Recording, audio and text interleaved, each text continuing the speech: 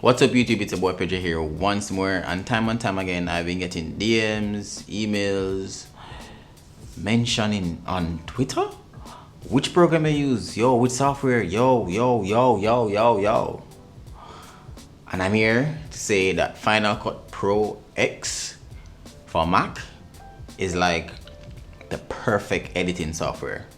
Roll intro.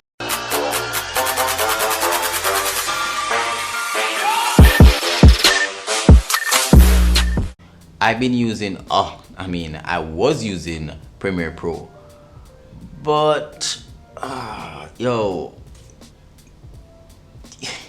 it stressed me out. Like, it really stressed me out. Like, more than one time I've been working on a project and boom, it crashed. That is freaking annoying. Just crash.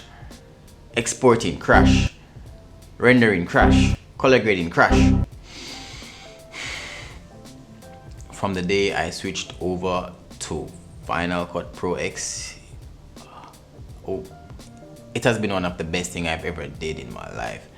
I use Premiere Pro now, and I use Premiere Pro once a while because it has nice presets, like nice free presets that you can get online. But outside of that, I've been living in Final Cut. I use DaVinci Resolve sometime, depends on the type of project I'm using, but I'm mostly editing Final Cut, like everything Final Cut, TikTok, Final Cut, big projects, Final Cut, small projects, Final Cut, YouTube videos, Final Cut. But because I'm shooting on the Blackmagic Pocket 4K right now, and Final Cut doesn't support RAW, which is Blackmagic RAW, so that's where DaVinci Resolve come in. So I can actually give you 8 reasons why I use Final Cut Pro X for Mac. It is optimized for Apple. Like, it runs very smooth.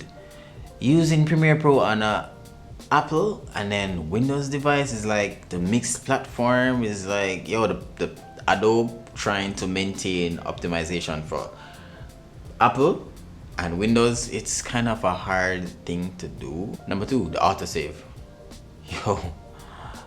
The autosave feature, I don't even have to say, I'm going to click save, I'm going to click that. I don't have to click save at all. There isn't even any saved option.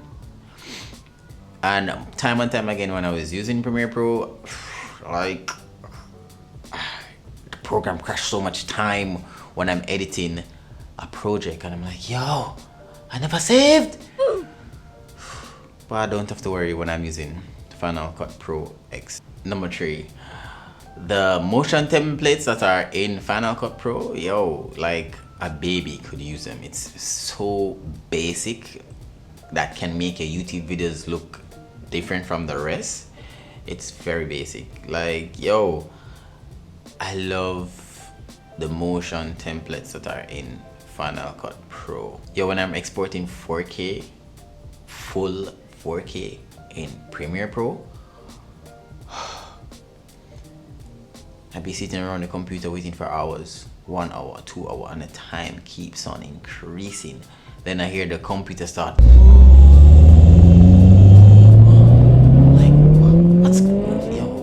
I'm like, what's going on here? But with Final Cut Pro, I can export a 4K footage within minutes. I don't even know. Is there a time frame where I've been sitting around the computer waiting for hours? No.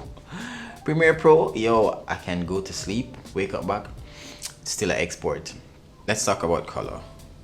I never had this in my notes, but let's talk about color.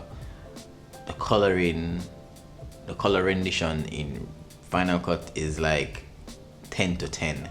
But the color rendition, well, for me, the color rendition in Premiere Pro is not really the same, because I've exported files that, when I look at my phone, I want to look in the project, I want to export it, it's like, it's 2 different colors. I'm like, this is not what I edited in Premiere Pro. But with Final Cut Pro, what I see is what I get. Number 5, one-time payment. One-time payment. I think it's like $2.99, $3.99. I don't remember if it's $2.99, $3.99. Yeah, but it's a one-time payment. But when you're using an Adobe software, monthly payment of $50 for the entire suite for a month, and you're getting those type of software errors every time in Premiere Pro. It's crazy. But with Final Cut, one-time payment and you're set for life. But with Adobe, pay money, and that's it. And let's talk about the magnetic timeline. At first I never liked it, but let me tell you why. So if I have a long project, right, I can just cut and it just join together just like that. Boom, join together just like that. Quick, fast and easy. That's why I love the workflow in Final Cut Pro. Final Cut, you can have a base model Mac, but it still works, right? It can manage a 4K timeline. But with Premiere Pro now, having a base model PC, that's not going to work. That's not going to work. You'd have to make like a beast type of computer for that, to manage that software. But I'm not going to switch back to Premiere Pro. Never ever going to switch back to Premiere Pro. And you should too. Oh no, I probably sound like an Apple fanatic, but nah. And that's it, guys. I'll see you again in another one. Peace.